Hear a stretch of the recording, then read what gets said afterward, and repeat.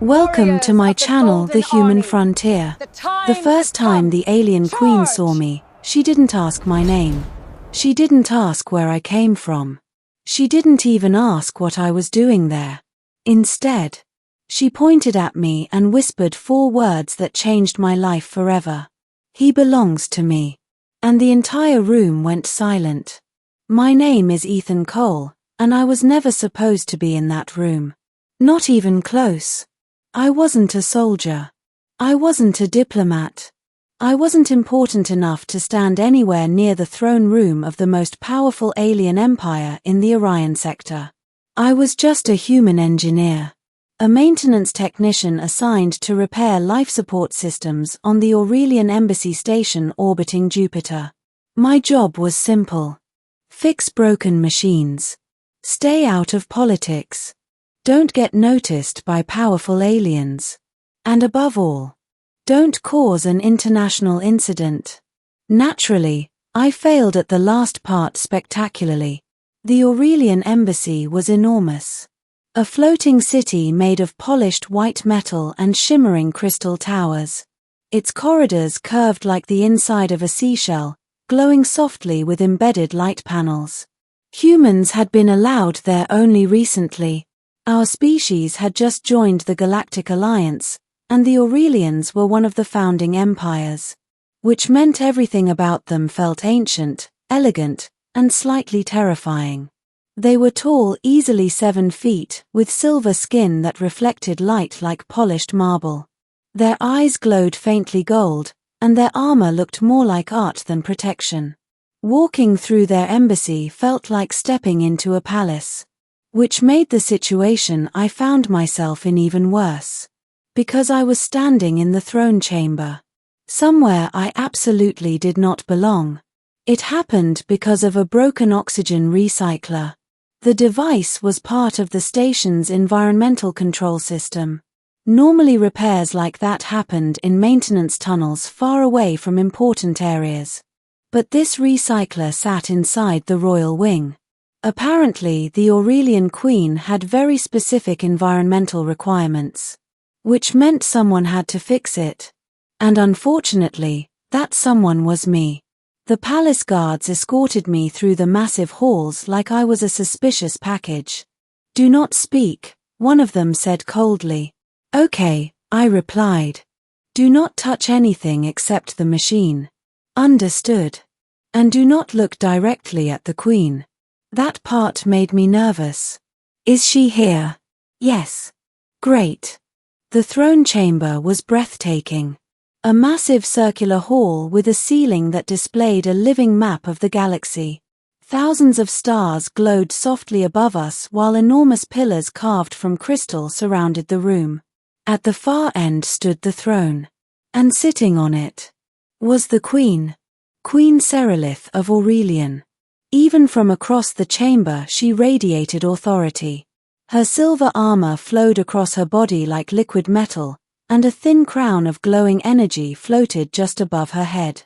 Dozens of nobles stood around her, discussing something important. I tried not to stare. I really tried. Instead, I walked quickly to the broken recycler unit near the wall and started working. Just fix the machine. Then leave. That was the plan. Unfortunately, plans rarely survive contact with reality. The recycler panel opened easily. Inside was a tangle of alien circuitry and filtration cores. I connected my diagnostic scanner. The screen lit up with strange symbols. "Okay," I muttered quietly. "Let's see what's wrong with you." The guards glanced at me. "Quiet." "Right." I kept working. A few minutes later I found the problem. A cracked filtration coil. Easy fix. I pulled a replacement coil from my toolkit and carefully installed it. Then I ran the restart sequence. The machine hummed softly. Everything looked good. I smiled. Done. Then something unexpected happened. The recycler activated its pressure valves and released a loud burst of air. Whoosh. The sound echoed across the chamber like a small explosion. Every conversation stopped instantly. I froze. Slowly, I looked up and realized something terrible. The entire royal court was staring at me. Queen Serelith turned her head slightly. Her glowing golden eyes locked onto mine. I remembered the guard's warning. Do not look directly at the queen. Too late. For a long moment, neither of us moved. The chamber was so quiet I could hear my own heartbeat. Then the queen stood. The nobles stepped back respectfully as she walked down the steps of the throne platform. Straight toward me. My brain screamed at me to run. But my legs refused to move. She stopped only a few feet away. Up close she was even more intimidating. Her eyes studied me carefully. "What is your name?" she asked calmly. "Ethan," I said. Then quickly corrected myself. "Ethan Cole. You repaired the environmental machine." "Yes." She looked briefly at the recycler. Then back at me. "You are human." "Yes." "Interesting." Behind her, the nobles whispered quietly among themselves. One of them stepped forward. "Your Majesty," the noble said, "the technician has completed his task. He may leave." But the queen didn't move. She kept staring at me. Then something strange happened. Her expression changed. Just slightly. Almost like recognition. She took another step closer. Close enough that I could see the faint glow beneath her skin. Then she raised her hand and pointed at me. The entire court leaned forward in confusion. Then she whispered something. Soft, but clear enough for everyone to hear. "He belongs to me." The reaction was immediate. Gasps echoed across the chamber. The nobles looked stunned. One of the guards nearly dropped his weapon. And I had absolutely no idea what was happening. "I'm sorry," I said nervously. "Did you mean someone else?" The queen ignored the question. Instead she turned to the court. "This human will remain." A tall advisor stepped forward quickly. "Your Majesty, humans are not permitted inside the royal residence." "He is." "But..." She raised her hand. The advisor fell silent immediately. Then she looked back at me. "Ethan Cole." "Yes." "Come with me." 10 minutes later we were alone in a private chamber. Just the two of us. The queen stood near a large window overlooking Earth far below. I waited awkwardly near the door. Finally I spoke. "Your Majesty." "Yes." "I think there's been a misunderstanding." "About what?" "You said I belong to you." "Yes." "I'm pretty sure humans don't work like that." She turned toward me slowly. "You do not remember." "Remember what?" Her golden eyes studied my face carefully. 20 years ago," she said quietly, "a small Aurelian scout ship crashed near your planet." My stomach tightened.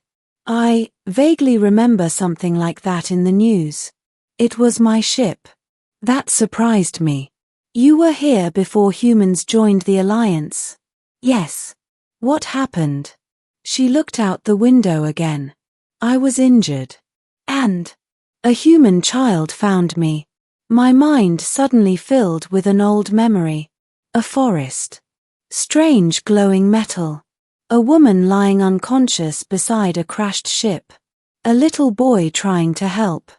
My breath caught. "That was you?" "Yes." I stared at her in shock. "I thought that was a dream." "You saved my life," she said simply. "You were 8 years old. And you remembered me all this time?" "Yes." The room fell silent. Then she smiled faintly. In Aurelian culture, saving someone's life creates an eternal bond. My eyes widened slightly. "What kind of bond?" Her golden eyes sparkled. "The kind where the rescuer becomes very important." I rubbed the back of my neck. "So when you pointed at me out there..." "Yes." "You were claiming the human who saved your life." I sighed. "That explains a lot." She stepped closer again. Does it? Mostly. And how do you feel about it? I thought for a moment. Then smiled slightly. Well. What? Next time maybe give me a warning before announcing it in front of an entire royal court. She laughed softly. And that was the moment I realized something strange. Fixing a broken machine had accidentally changed my entire life. Because when the most powerful queen in the galaxy pointed at me and whispered those words, everyone in the room understood exactly what they meant. Everyone except me. Thank you for listening. Subscribe for more cinematic science fiction stories.